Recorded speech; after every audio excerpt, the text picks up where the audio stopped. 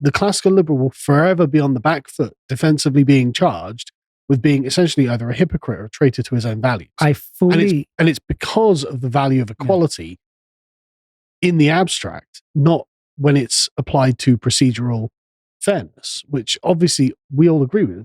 But to be committed to equality means the communists can say you're not really committed to equality, and the liberals got to be like, yeah, that's kind of true. So it's equality of rights before the law. It depends how we conceive of that in a larger framework. If by that we mean, the question is, what is the authority of the law? Should it have limits? If yes, the question, that's what it solved. The communists are saying no, law should not have limits. Everything should be under the authority of a political body. Sure, but classical liberals are saying that we need an individual private sphere. Yeah. So what would actually be inconsistent with a private sphere? There is no justification to overstep that in order to achieve equality. But the problem is liberalism has already spilled over outside of merely the legalistic and has become a comprehensive social doctrine that we are currently laboring under today. So I agree that should be what the classical liberals stop. But because they've already lost the arguments on applying liberalism to social spheres, it's too late. I don't think they have lost the arguments. And also, I don't think that what you said applies before in the disagreement, because it's not a comprehensive doctrine. It is liberalism in the sense that the word liberalism is now. But I'm talking about classical liberalism. And because I want to introduce the conservative insights into the picture, they have to come in. And if we have to bring them into the picture. Sure, we need to show the historical link between terms and the context that were used, and also to. Sorry, what did you say? Well, it's too late for that. Right? Why? Because classical liberalism has already given birth to comprehensive liberalism. Like we've already gone past that. Like these people all exist. The withering away of Christianity was the death blow for classical liberalism, because it makes liberalism the only value system, and these people are applying it comprehensively in a full spectrum to every aspect of their lives. These people, they're not classical liberals. But they are in power. I'm not saying they are, but they're not classical liberals. I'm not saying that they're classical liberals. Yeah, okay. What I'm saying, they are liberals. What I'm saying is classical liberalism was a precursor to them, and with the death of Christianity, these people are only liberals now. So now they're progressive liberals, full spectrum liberals. That's only in the sense that democracy is something that follows monarchy.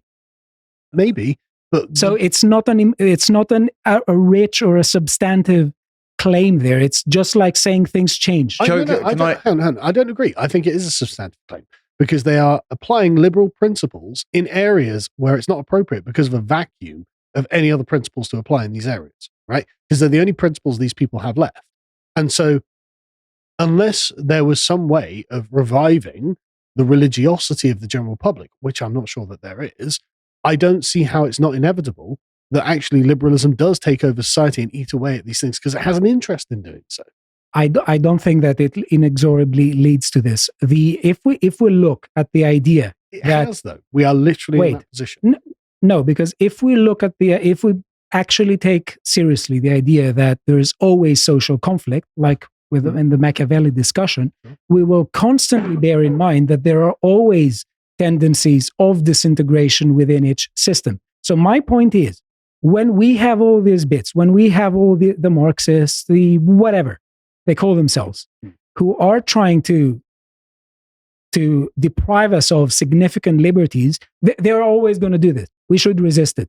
And we should resist it in a way that safeguards community, because it's necessary to do that in order to safeguard liberty, and also a significant amount of liberties. But liberalism isn't the method to do that, because of the inherent weaknesses of liberalism that has allowed this state of affairs to come to pass anyway. It's through the manipulation of the values of liberalism that we've arrived where we are now. Yes, and but there's a question why this happened. And this happened was because Marxists have always taken the notion of freedom and autonomy to subvert, and because they especially did so at post-Cold War, that everyone just thought it's over.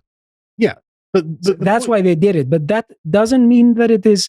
That doesn't mean that it is an outgrowth of liberalism. Well, I think For it instance, kind of the third way is not necessarily liberal. We are facing the erosion of the private sphere, Sure. restrictions of freedom of speech, increasingly centralized states, minimum economic freedom, and we're taxed to hell. All these are not mass surveillance. As an instrument. All these are not liberal. It's not the end state, and this is part of my. No, it's not. The end state is control of the people. It's not liberation. Directed at. It's in the name of liberation. They're not classically liberal. They're just because classical liberal has a particular doctrine that was formulated in its time and place, but that has moved on because the world has changed, and so now there are no other considerations. There are other problems, and they're trying to get to the equality that liberalism promised in the beginning. Can I? I disagree with you. Respectfully. Can I pick up on that to reroute? Sorry, I don't want to. No, you go ahead. The second question that I had originally asked ties into this very well. And I asked this question because in your discussion of Popper's paradox of tolerance, you said you're committed to progress.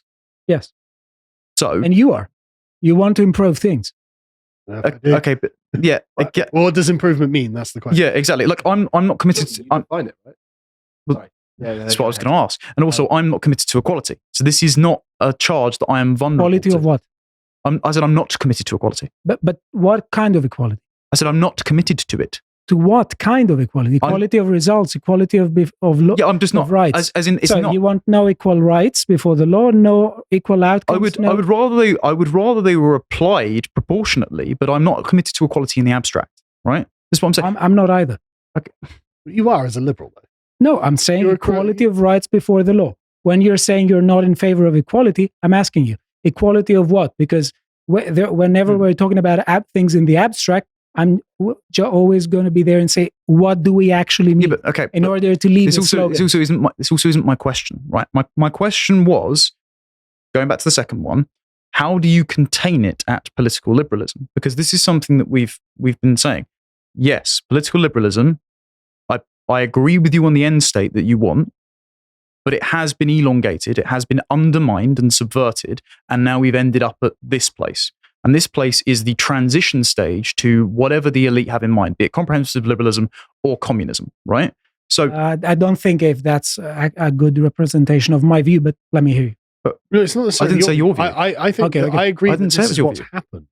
You know, this is where what the elites of our civilization are trying to achieve is this kind of social equilibrium where everyone is basically the same while allowed to be different. It's like a neoliberal, neo-feudalism in a sense. I don't know if those are the right words. Yeah. I would Seems say like the right word. Rousseauian, basically Rousseauian, right? This is the transition stage to the Rousseau general will state. That is an anchor that we can understand.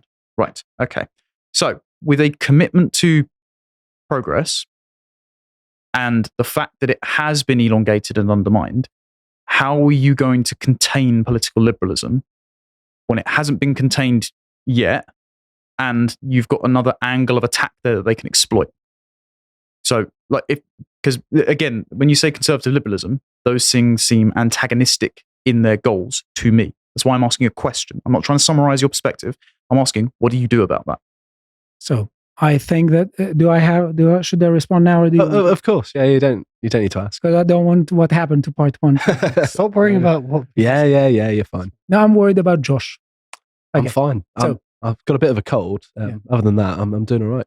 So carry on. I think that basically any kind of system has tendencies, in a sense, the seeds of its own destruction. Yeah, I agree. That doesn't say much. So for me, I think that the classical liberals have adopted a kind of, they have had an emphasis on the separation of power.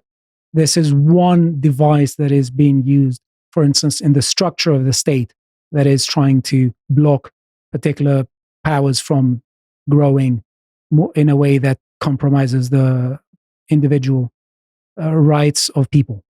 So this is one view.